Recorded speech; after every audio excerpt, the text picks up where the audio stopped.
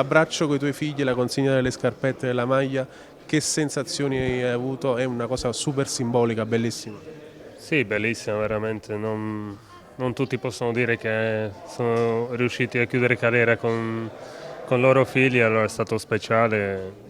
Gli auguro tutto bene che possano fare magari la stessa carriera che ho fatto io. Quando sei caduto con tuo figlio in campo è stato un momento bellissimo. E Lucas, sia Lucas che Christian sono due baby fenomeni, lasciatelo dire, tutti su YouTube in diretta ci hanno detto ma quanto sono forti i figli di Marek, pronti già per la nazionale slovacca, almeno le giovanili.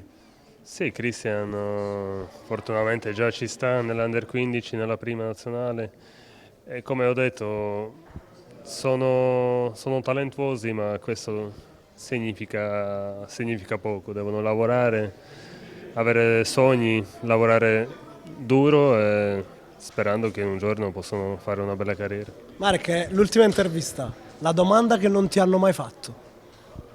Non ho fatto, no, penso che Hanno chiesto tutti. tutto, non ce n'è una che non è stata chiesta, ma fa parte di questo lavoro, di questo gioco e va bene così. Senti, oggi è andato in prescrizione, lo possiamo dire. Ieri abbiamo parlato con Girai Venglos, ma è vero che negli anni di Napoli, Chelsea, Barcellona, Real, Milan, Juve ti volevano, ma tu hai scelto Napoli. No, non sempre, Non di, sempre. di quelle sicure che so io, non penso che erano tutte queste, ma sicuramente Inter, Milan, Juve, Dortmund, c'era stata anche qualche postale di Chelsea, ci sono state, allora sì, all'inizio non era facile dire no, però passando gli anni la priorità è sempre stata Napoli. Qual era la cosa che ti convinceva a restare, nonostante stiamo parlando di top club?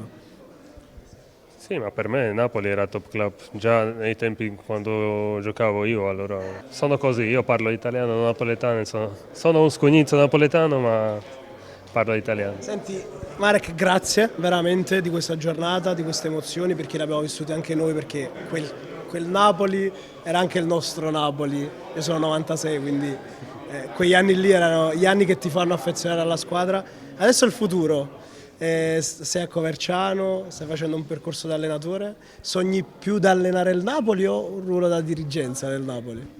No, no, sicuramente allenare, ma non sto guardando che potrei arrivare a panchina di Napoli, sono troppo piccolo, sono un bambino allenatore che deve imparare tanto, vediamo, faccia strada facendo che carriera potrei fare. Grazie di tutto, No, grazie grazie a ancora. voi. Qualcuno qui dice che si è emozionato più dello scudetto, in chat, in diretta. È stupendo, è veramente stato fenomenale, una serata straordinaria, bellissima, veramente c'è stato tutto quello che desideravo e non poteva essere un meglio addio come questo. Grazie, grazie Grazie a ancora. voi, Marek. grazie.